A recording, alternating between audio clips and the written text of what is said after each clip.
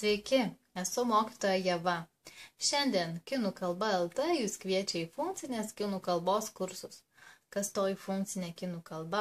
Tai tokia kalba, kuri padeda atlikti tam tikras funkcijas. Tai susitikti su draugais, susitarti dėl susitikimo, užsisakyti norimą patiekalą restorane, parduotuvėje įsigyti pageidaujamą prekę.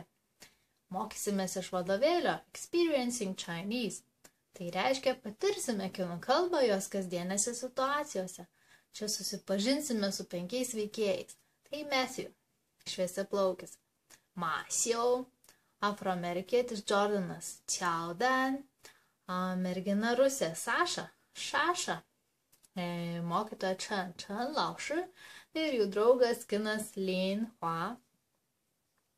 Jie kalba trumpučiais dialogais, todėl jeigu jums priimtinas sausas mokymosi stilius, galima tiesiog iškalti tos klausimus ir atsakymus ir galite važiuoti į Kiniją.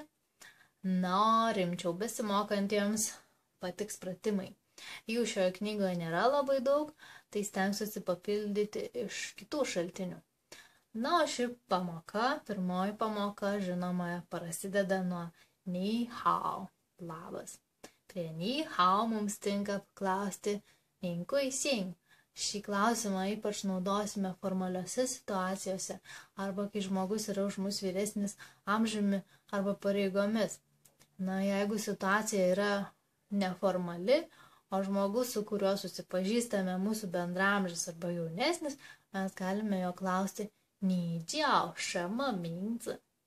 Atsiminkime, kad Xing yra pavardė arba vadintis pavardė, tiek veiksmažodis, tiek daiktavardis.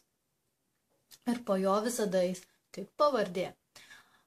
Tuo tarpu jiao yra vadintis vardu. Ir tas vardas po jiao gali eiti tik tai vardas, gali eiti pavardė ir vardas.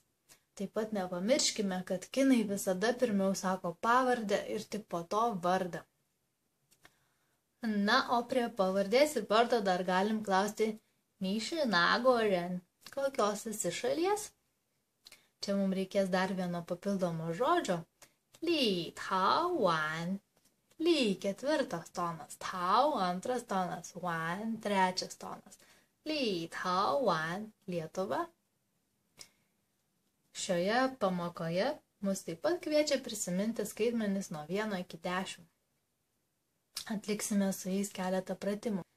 Ši tema, manau, jums nėra nauja, todėl siūlau tuo ir užbaigti, o kitą kartą imtis naujos temos, kur kalbėsime apie gyvenamąją vietą. Iki.